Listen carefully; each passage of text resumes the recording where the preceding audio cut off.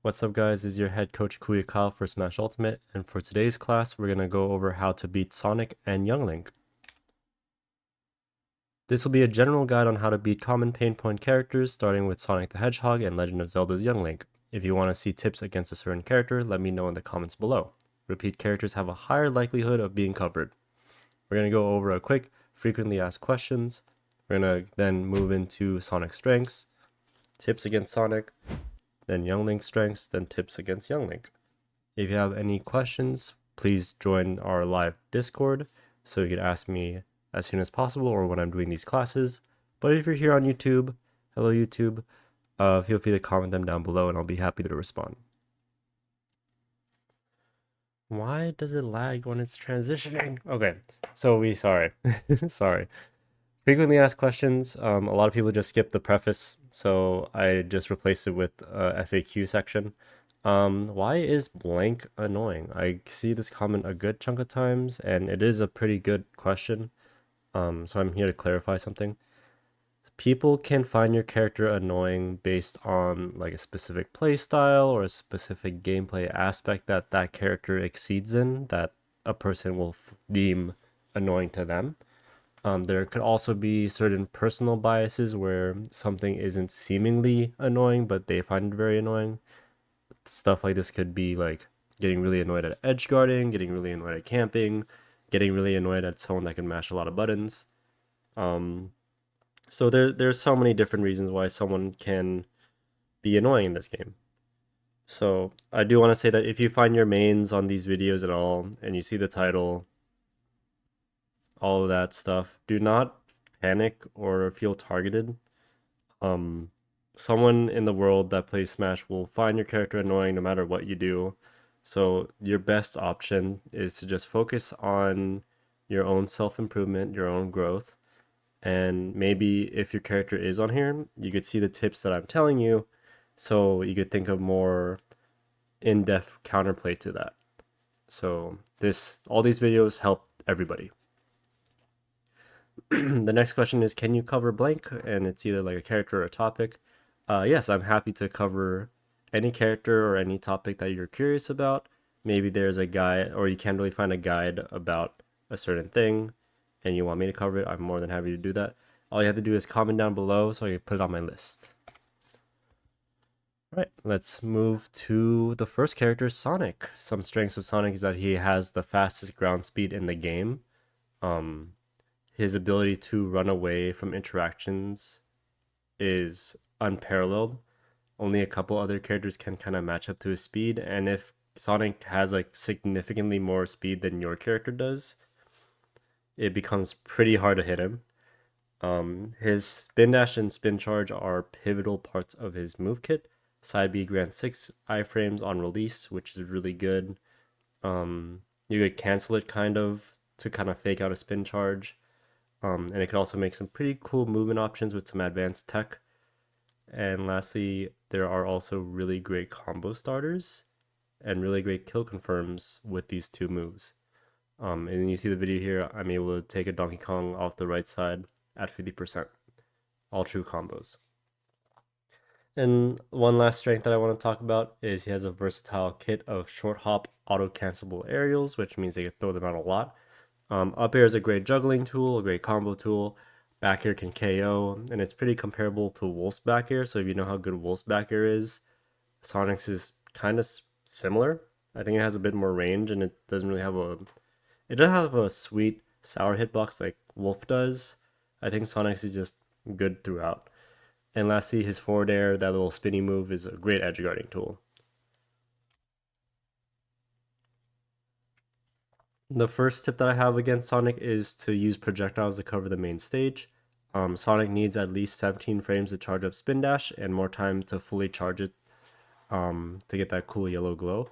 If you have any projectiles that can take space on the stage, even like in the middle, Sonic has to jump over them or not Spin Dash into a projectile. Remember that the 6 iframes are only at the beginning of the release. It's not intangible throughout the entire move. That'd be way too broken.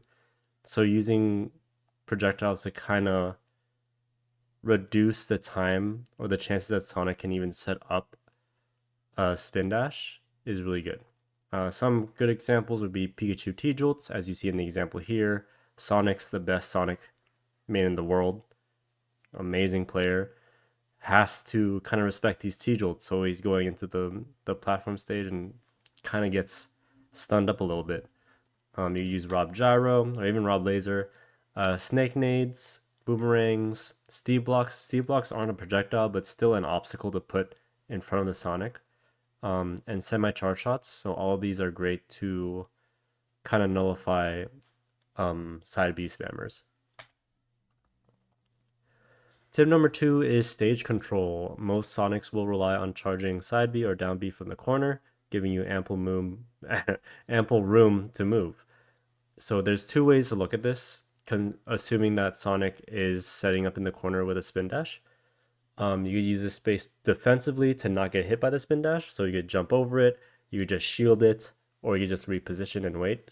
Or you could use the space aggressively to pressure them, so you could predict what the Sonic would want to do from charging spin dash. Like, will they try to jump with it? Will they try to commit to it and cross you up? Will they try to jump cancel it? Use that knowledge to help guide your approach here. And you'd also try to close a gap before the 17 frame window to hit them before they fully charge it. But all this stems from you staying in the center of the stage, so you have these options to go to. In this example here, I'm literally sitting in the middle. I see that they're doing a charge shot, so I do a full hop nair, and I actually drift back towards the center just to see what he does. And I actually catch him, or I catch him trying to come up with me with like an aerial version of spin dash and try to nair on my, like land on me with a nair. But because I have stage control, I can react to it, shield it, and I get my punish. And it kind of turns into this weird close quarters section where we both are kind of scrapping, and I get a jab lock. And the jab lock turns into an edge guard, and that edge guard turns into a stock. So it's the little things that matter for this one. And lastly, tip number 3 is patience is perseverance. Sonic is arguably one of the most. Let me just pause this first. This is very overwhelming.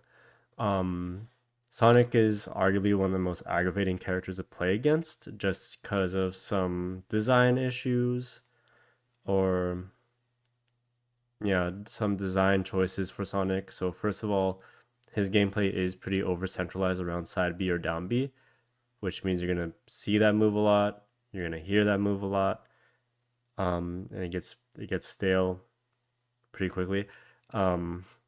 Seemingly lack of variety. 3 of Sonic's special moves look the same, they sound the same. They don't do the same thing. They're all different. They're all really good in their own way. But again, it also kind of leans into like the staleness of the fight. And the voice lines of Sonic can get pretty annoying to hear over and over, especially if you're losing and you hear the super happy Sonic saying things. It's like it can get under your skin. But that's kind of like the test of patience here when playing against a Sonic. So being able to maintain your focus in a match, especially against Sonic, can showcase how good you are. So at the start of this video, I was, yeah. Oh, whoops. I started off the match with 62%. I didn't even touch him. And let's say if I had a bad mentality for this match, I would have let my emotions take control. I would have let my anger guide my options, and those options would be very reckless. Because of that bad mental, I easily could have gotten 3-stocked by this Sonic. However, on the other side of the coin, if I lose the lead, but I maintain a good mentality and try to brainstorm ways to bring it back, I actually 3-stock them. So again, they start off the lead, but then I get a quick stock. I'm at 110, I'm getting extra credits, and I get that edge guard. I'm at 151. I never lost a single stock. And it's all because I believed in my game plan and just staying comfortable against him. And you kind of see it, but whenever we were in neutral, Sonic was just like spinning around doing stuff. So yeah, as long as you're able to counterplay side B and down B, and you keep a good mentality, you should be able to beat Sonic. And if you have projectiles, use your projectiles. All right, let's go on to Young Link. Young Link's strengths include having a vast arsenal of projectiles. Each one has great zoning / combo potential. I'm sure you've seen like fire arrow combos, bomb combos, boomerang combos. So they're pretty cool where you could either do like up close combos with them or long range pressure.